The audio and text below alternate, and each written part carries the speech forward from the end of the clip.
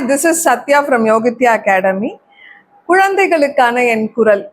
கண்டு கொள்ளப்படாத கற்றல் குறைபாடு, இதை பற்றி தொடர்ந்து பேசிட்டே இருக்கணும். ஏன் இது கண்டு கொள்ளப்படாத கற்றல் குறைபாடு அப்படின்னா, பெற்றோர்கள் அந்த குழந்தைகள் மீது காமிக்கும் அக்கறை எல்லா விஷயங்களும் இருந்தாலும் இந்த கற்றல் குறைபாடு மட்டும் சரியாக கண்டு கொள்ளப்படவில்லை அப்படிங்கிறது தான் உண்மை.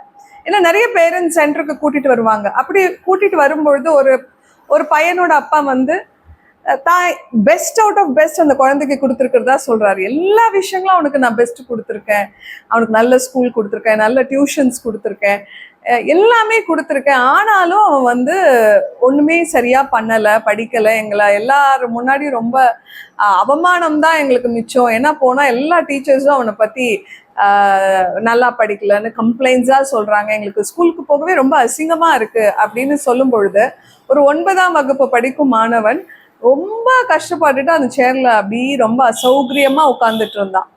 ஸோ இந்த இடத்துல நம்ம யோசிக்க வேண்டியது, ஒரு பெற்றோரா அவங்க போட்ட நிறைய எஃபர்ட்டும் புரியுது, இந்த குழந்தையோட நிலையும் புரியுது. பட் என்ன விஷயம், உண்மையான நிலைமை என்னன்னா, மறுபடியும் அந்த குழந்தைய ஸ்கூல்லையும் திட்டுறாங்க, பேரண்ட்ஸும் வந்து ஸ்கூல்ல இந்த மாதிரியான ப்ரெஷர்ஸ் வர்றதுனால ஐயோ இவன் ஏன் பண்ண மாட்டேங்கிறான்ற கேள்வியை மறுபடியும் எழுப்பிட்டே இருக்காங்க. இதுல இந்த குழந்தை அவனுக்கு இது ஒரு வெறுப்பை கிரியேட் பண்ணுமா, உளவியல் ரீதியாக மன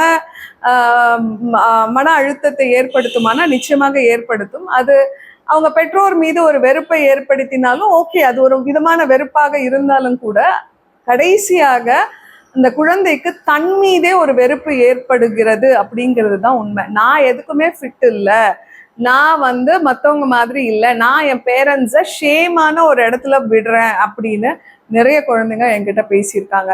அப்போ இந்த குழந்தைகளை பெற்றோர்கள் எப்படி சரியாக அணுகணும் அப்படிங்கிறத தொடர்ந்து பார்க்கலாம்.